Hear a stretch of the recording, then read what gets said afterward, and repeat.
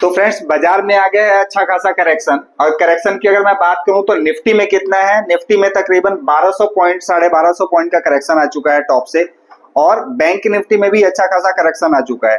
तो अब आगे आने वाले वीक में मार्केट में क्या मोमेंटम हो सकता है, कहां से बाजार सपोर्ट लेने का काम करेगा और क्या पोजीशन बनाई जा सकती है, इसके बारे में हम लोग बात करेंगे पूरे वीडियो में। ठीक है, तो स्टार्ट करते हैं निफ्टी से कि निफ्टी के क्या लेवल है और क्या पॉसिबल मूव हो सकता है आने वाले वीक में। तो जैसा कि आप देख रहे हैं यहाँ पे निफ्टी की आज की जो क्लोजिंग दी है बहुत यूनिक क्लोज है। 25,000 कितने पे क्लोज हुआ है, 25,014 पे। 25,014 पे क्लोज हुआ है, 25,015 पे। और बीच में एक अच्छा खासा जंप आया था, आज 200 पॉइंट का मूव आया था मार्केट में, उसके बारे में भी हम आपके आगे डिस्कस करेंगे। और उसके बाद वापस से सेलिंग आ गई थी। ठीक है, तो अब क्या मूव हो सकता है आने वाले टाइम पे, तो मैंने एक फिबोनाची ड्रॉ किया हुआ है जिसका जो गोल्डन रेशियो होता है 61.8% वाला, उसका लेवल आ रहा है कितना, 24,787।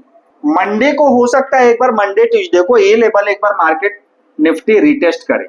और इसके बाद अगर बाजार इसके ऊपर सस्टेन कर जाता है, निफ्टी इसके ऊपर सस्टेन कर जाती है, तो अगेन आगे ऊपर के मूव देखने को मिल सकता है।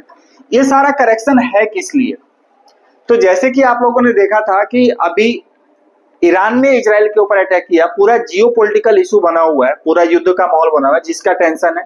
प्लस चाइना में, चाइना की जो मार्केट है वहां पे एक रिवर्सल आ रहा है जबरदस्त, क्योंकि चाइना की मार्केट बहुत डाउन पड़ी हुई थी। वहां पे एक तकरीबन 15-20% का एकदम से रिवर्सल आया पिछले 3-4 दिनों में।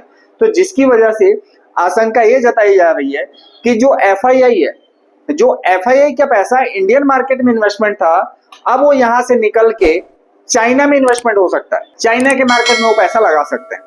और जो सेलिंग आई है, सेलिंग में कल तकरीबन 15,000 करोड़ का एफआईआई ने सेल किया। हालांकि उसके अगेंस्ट अपने यहाँ डोमेस्टिक जो इंस्टीट्यूशन थे उन्होंने 12,000 करोड़ की बाइंग करी। फ्यूचर में उनका सेलिंग था तकरीबन 14-15,000 करोड़ का, फ्यूचर में भी सेलिंग था एफआईआई का। तो जिसकी वजह से कल 550 पॉइंट की गिरावट आई। आज भी जो डेटा आएगा मुझे ऐसा लगता है कि एफआईआई ने आज भी सेल ऑफ किया था, आज भी सेल ऑफ किया होगा। तो डेटा जब आ जाएगा तो उसके बाद हम लोग देख लेंगे। यानी एफआईआई लगातार बेच रहा है, अपने यहाँ डीआई लगातार खरीद रहा है। तो ये जो सिम्टम्स बने हुए हैं, एक तो हो गया वार का, ईरान और इजराइल का, दूसरा चाइना का मार्केट का ग्रोथ, तो जिसकी वजह से अपने बाजार में ये करेक्शन आया। अब ये करेक्शन क्या सस्टेन रह सकता है, मुझे इसकी उम्मीद बहुत कम है।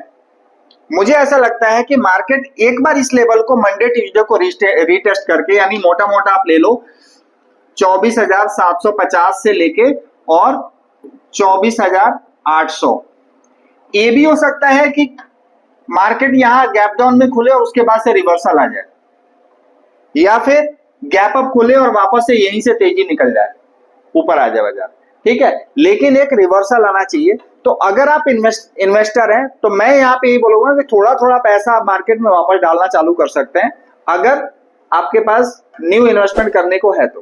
ठीक है, तो ये निफ्टी का पूरा मोमेंटम रहा। अब आज बात करेंगे इंट्राडे की कि रेजिस्टेंस क्या ले रहा है। तो जो लोग इंट्राडे में एक्टिव थे उन्होंने क्या देखा कि निफ्टी में निगेटिव से लेके, यानी 25,100 से सीधे 25,400, यानी 300 पॉइंट का जंप आया 25,500 के आसपास, यानी 400 पॉइंट का, 350-400 पॉइंट का एक जंप आया। 25,500 के आसपास से वापस से निफ्टी एकदम से करेक्ट हुई और यहाँ पे एकदम से सेलिंग आई और 250 पॉइंट नीचे जाके बाजार बंद हुआ। ठीक है, तो ये जो जोन बनेगा, यानी 25,450 से लेके और 25,500 का जो जोन रहेगा, अब ये रेजिस्टेंस का काम करेगा। ये जो एरिया है, ये एरिया क्या काम करेगा, रेजिस्टेंस का काम करेगा। यानी यहां से तकरीबन 400-500 पॉइंट का मूव अगर अपसाइड मार्केट चलता है तो मिल सकता है। ठीक है, तो ये रही निफ्टी की बात। और उसके बाद अगर सस्टेन करती है निफ्टी तो अगेन और ऊपर की मोमेंटम देखने को मिल सकता है।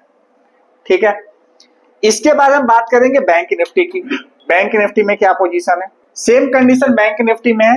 बैंक निफ्टी में मुझे ऐसा लगता है कि बैंक निफ्टी का करेक्शन लगभग पूरा हो चुका है। अगर बैंक निफ्टी मंडे को 51,400 के नीचे नहीं जाती है तो बैंक निफ्टी वापस रिवर्स कर सकती है। अगर डाउन गई तो वापस से एक बार को ये जो लेवल दिख रहा है 50,700 का, 50,700 के आसपास जाके सपोर्ट बनेगा इस जोन में, 50,650, 50,700 के आसपास, ठीक है। और यहाँ पे भी एक अच्छा खासा रिवर्सल देखने को मिल सकता है, ठीक है। तो आप अब होता क्या है नॉर्मली, जैसे ही जब बाजार लगातार अभी मार्केट निफ्टी 1000 पॉइंट नीचे आ गई, बैंक निफ्टी की अगर मैं बात करूं तो बैंक निफ्टी तकरीबन 3000 पॉइंट नीचे आ गई। तो अभी क्या है, जब मार्केट एकदम से निफ्टी 400 पॉइंट ऊपर जा रही थी, बैंक निफ्टी 1000 पॉइंट ऊपर जा रही थी, तब लोगों को क्या था कि यार थोड़ा सा करेक्शन आ जाए तो मैं खरीद लूं।